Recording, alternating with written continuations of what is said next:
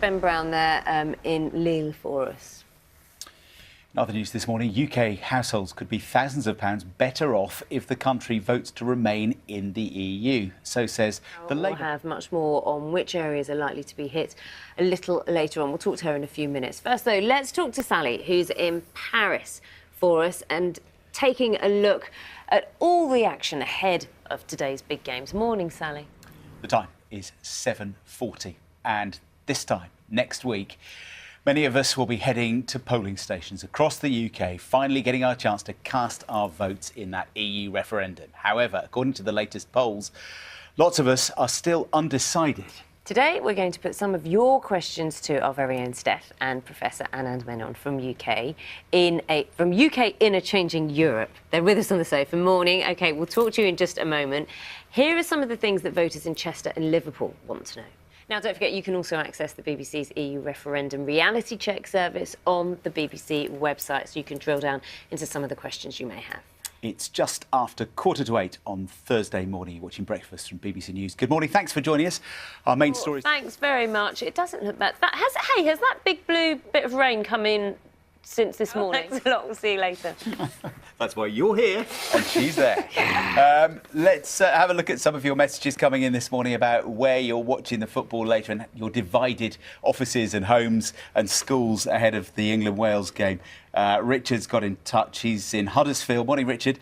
He says he's delighted that he's walking down the street and there are England and Wales flags and bunting on show. Great to see, he says. Someone absolutely delighted about the football being on. Some of you not so keen. I haven't watched one match yet, I was saying. You're too busy. It was really bad. You're planning to watch, but you're visiting your parents. Yeah, my parents are going to have to watch it as well, I think. But John Duran says the only thing he's divided about is what repeat he's going to watch on the box instead. #fed up.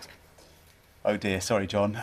You better switch off. No, don't switch off. Stay with us, because there's plenty of other stuff here as well this morning, including this, because it's been 15 years in the making. It's cost $5.5 billion to build. But one of America's greatest commercial exports, Mickey Mouse, finally has a home in communist China. Now, this is Disney's 6th theme park, but the first on the Chinese mainland on the outskirts of Shanghai. Our correspondent Robin Brandt is live there for us this morning and joins us. And gosh, it looks quite... Thanks very much. I mentioned we spoke to Michael Howard from the Leave campaign earlier on. In a few minutes, we're going to speak to Lucy Powell MP, who's Shadow Education Secretary from the Remain campaign.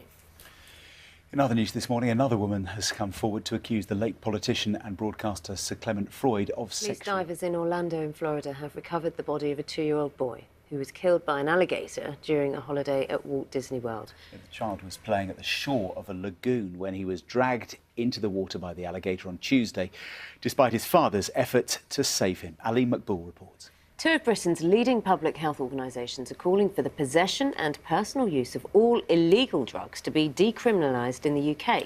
Yes, the Royal Society for Public Health and the Faculty for Public Health both say that the government's approach to drugs policy has failed, and instead there should be a greater focus on treatment and education. Here's our Home Affairs correspondent, Danny Shaw.